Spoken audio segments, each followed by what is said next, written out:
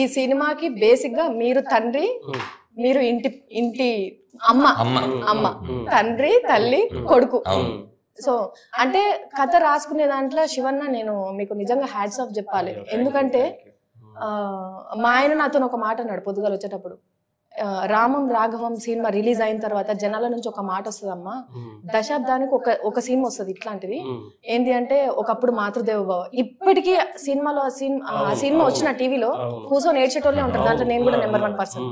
So తర్వాత నాన్న cinema కావచ్చు, ఇట్లాంటి ఒక్కొక్క సినిమా ఉంటది. ఇప్పుడు ఈ రామం రాఘవం రిలీజ్ అయిన తర్వాత కూడా ఈ సినిమా ఆ లిస్ట్ లో ఉండిపోతుంది అనిపిస్తుంది నాకు. ఎందుకంటే కొంచెం నేను చూసిన రాకేష్ గారికి నా మీద కొంచెం ప్రేమ ఎక్కువ, బట్ సినిమా నిజంగా అలాగే ఉంటుంది. నేనైతే నిజంగా ఫీల్ అయినా.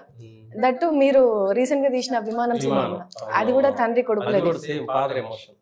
అంటే మీరు ఫాదర్ ఎమోషన్ తోనే సినిమాలు తీసుకునే దాంట్లో మీ ఫాదర్ ఎమోషన్ ఏమైనా ఉంటుందా ఇందులో? మీ పర్సనల్ ఫీలింగ్? మా ఫాదర్ కి నాకైతే వేరే బాండింగ్. మా నాన్న నన్ను తెగ తిట్టేవాడు. అంటే అది కామన్ కదా, అది అర్థమయ్యేది కాదు నాకు, ఎందుకు ఊరికే తిడుతున్నారని. నేను తండ్రిని అయ్యాక మా నాన్న మీద ఇంతవరకు ఒక్కసారి కూడా అరవలేదు, అలగలేదు, కోపలేదు. అప్పుడు అంటే మనం తండ్రి అయ్యాక అర్థమయ్యేది ఏంటనేది. సో అప్పుడు ఏంటంటే చిన్న వయసు కాబట్టి నాకు కూడా ఊరికి కోపం వచ్చింది మా నాన్న పని చెప్పినా కూడా. తర్వాత మనసులో చాలా సార్లు సారీ చెప్పాను తప్ప ఇప్పుడు డైరెక్ట్ గా చెప్పలేదు. బట్ మా నాన్న అంటే నాకు చాలా ఇష్టం, మా అమ్మ చాలా ఇష్టం. వాళ్ళు నా మీద చూపించిన ఎమోషన్సే నా కథా వస్తువులు. అంటే ఇంకా ఫ్యూచర్ లో మీ పేరు ఎట్లుండిపోతుంది అంటే ఫాదర్ ఎమోషన్ కి కేర్ ఆఫ్ అడ్రస్. మంచి విషయం, మంచి సర్టిఫికెట్ నాకు. నిజంగా అన్న, అంటే విమానం సినిమా చూసి అందరు చాలా అంటే చాలా కనెక్ట్ అయిపోయినారు తండ్రి ప్రేమకి. తల్లి ప్రేమ అనేది కనిపిస్తూ ఉంటది, చెప్తూ ఉంటారు పాటల రూపంలో, కవిత్వాల రూపంలో కూడా ఎక్కువ తల్లి మీదనే ఉంటది. అంటే నాన్న గురించి ఎవరు చెప్పలేదు. ఒకసారి త్రివిక్రమ్ గారు ఒక మాట అన్నారు. ఆ మాట అన్నాక నేను కథలు రాసుకోవటం అంటే నాన్న మీద కథలు రాసుకునే దానికి అది బలాన్ని ఇచ్చింది. ఏంటంటే అమ్మని డ్రామటైజ్ చేసినంత విధంగా మన సినిమాల్లో గానీ మన నాటకాల్లో గానీ నాన్నని డ్రామటైజ్ చేయలేదు. ఎందుకో అది వెనకబడిపోయి ఉన్నాడు నాన్న విషయంలో చాలా మంది అన్నట్టుగా చెప్పారు. అప్పుడే నేను ఇలాంటి కథలు రాసుకున్నాను. అది నాకు బాగా బలాన్ని ఇచ్చింది.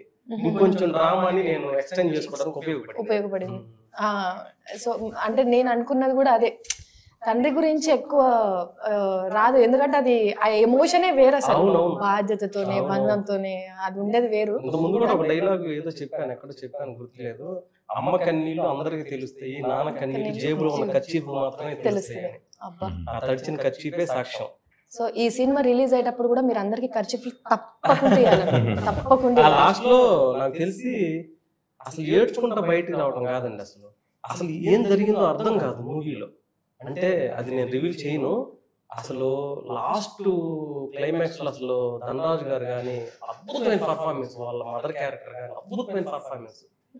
అసలు అది మీరు కొత్త ధనరాజు గారిని చూస్తారు యాక్చువల్ గా.